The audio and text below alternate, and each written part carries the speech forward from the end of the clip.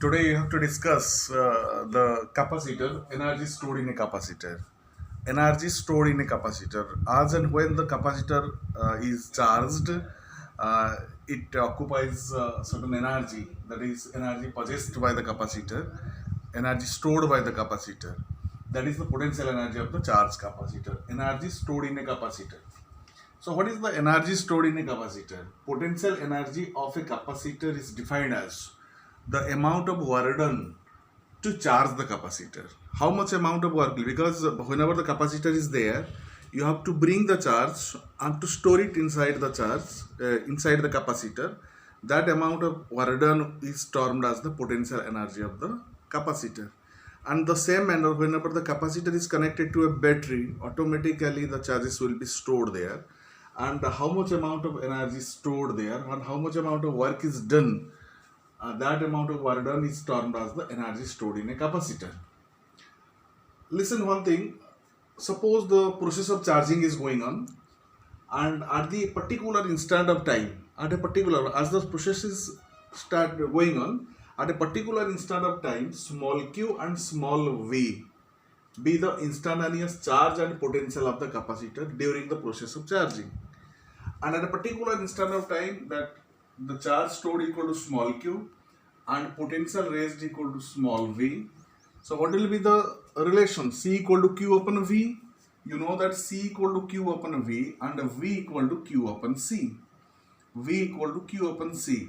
V is the, at that instant, the potential raised, and q is the amount of charge given to the capacitor, and c is the capacitance of the capacitor. So from that particular instant, if you add dq amount of charge more and more, then how much amount of work will be done? If dq amount of charge is transferred to the capacitor, the amount of work done in transferring dq amount of charge is dw equal to v dq. So how do you know this formula? Because you know v equal to w upon q or w equal to vq. So dw is the small amount of work is done in transferring dq amount of charge. So that is, at that instant, the potential raised equal to v into dq. And you know the v equal to q upon c into dq. So that by transferring the dq amount of charge, the amount of work done dw equal to q upon c into dq. So what will be the total work done? The total work done to charge the capacitor by transferring capital Q amount of charge. Capital Q amount of charge, because you are charging the capacitor from 0 to capital Q. 0 to capital Q. So what will be the total work done in transferring capital Q amount of charge? The total work done W equal to integration of Q upon C dQ. Q upon C dQ integration. You are limiting it from 0 to capital Q. And this is equal to 1 by C is taken constant out, and Q, integration of Q equal to Q square upon 2, and limiting from 0 to capital Q, and this is equal to half Q square upon C. The total work done in transferring Q amount of charge to the capacitor is equal to half Q square upon C. Hence that is called the potential energy, or potential energy stored in the capacitor, V equal to half Q square upon C. So here, whenever the capacitor is completely charged, what you are finding? Q is the final amount of charge. Final amount of charge stored. And V is the, capital V is the final potential. Final potential developed. Potential raised. So you know that is C equal to capital Q upon V. If you use this formula, or Q equal to CV, or Q equal to C into V, putting for Q in this equation, so potential energy equal to half, instead of Q equal, put it the C square V square upon C, the C cancelled, remaining is the half CV square. So potential energy in terms of C and V equal to half CV square.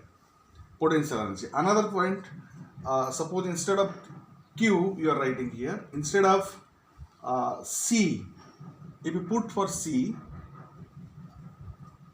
C equal to Q by V. If instead of if you replace the C, because C is here, next time you can write it in this manner: half. What is the C? C equal to Q upon V. Q upon V into V square. So that is V and V cancel, that is equal to half QV. So you are finding these relations.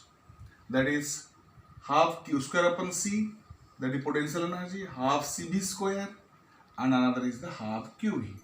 So here the potential energy stored in this capacitor equal to half Q square upon C, half CV square, that is half QV is the required expression for the potential energy of the capacitor or the energy stored in a capacitor.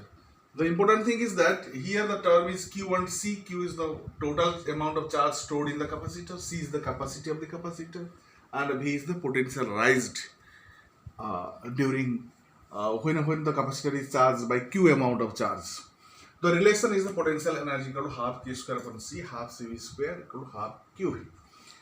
Another thing that we are talking about the capacitor.